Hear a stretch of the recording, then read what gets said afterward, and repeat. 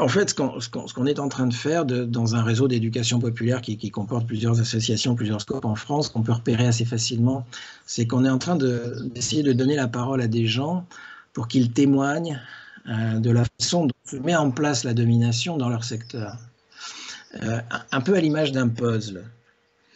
Ce qui nous intéresse politiquement parlant, dans la crise actuellement, je ne suis pas épidémiologiste. Je vais pas dire des choses sur cette maladie. Je veux dire, je vais pas prendre le risque de dire des bêtises. Donc bon.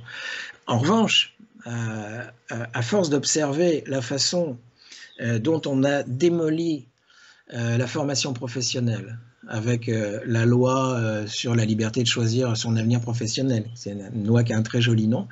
La façon dont on a démoli l'accompagnement des chômeurs, qui était la NPE, avec Pôle emploi, etc., on voit se mettre en place un ensemble de choses qui, si on ne les prend qu'isolément, ne font pas sens. C'est-à-dire que si vous prenez que la question de la santé, vous pouvez dire oui, bah bon, bah il faut moderniser l'hôpital, mais c'est pas ça la question. Je veux dire, ah, je vais citer un livre. Je suis tombé parmi, voilà, je vais citer deux trois bouquins. Je suis tombé sur le bouquin de Johann Chapoutot qui s'appelle Libre d'obéir. Il vient de sortir ce bouquin. Alors accrochez-vous parce que le sous-titre va piquer un peu. Le management du nazisme à aujourd'hui. Qu'est-ce qu'il raconte, le père Chapoutot? Chapoutot, c'est un type très sérieux. Hein. Vous pouvez, si vous pouvez voir ses conférences. C'est un spécialiste du nazisme. D'accord. Le nazisme, c'est quoi? C'est le capitalisme dans sa version absolue. C'est-à-dire que vous laissez le capitalisme en roue libre sans aucune opposition, vous arrivez au fascisme et au nazisme, c'est-à-dire un système où on fait travailler les gens et ensuite on les fait crever au travail, etc. Je rappelle qu'Auschwitz est un camp de travail d'abord, et on va, etc. Qu'est-ce qu'il dit, Chapoutot?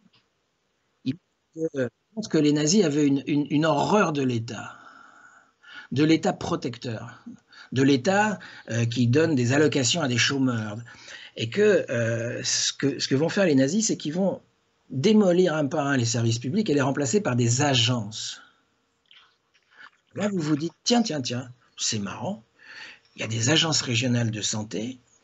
On a démoli la formation professionnelle en France, on l'a remplacée par une agence qui s'appelle France Compétences, Pôle emploi, etc., etc. C'est-à-dire que vous voyez des tendances se mettre à l'œuvre qui sont celles dont je parlais tout à l'heure. Je ne suis pas en train de dire que Macron est un nazi. Je suis en train de dire que la pente naturelle d'un capitalisme qui n'est plus régulier, qui n'est plus débridé,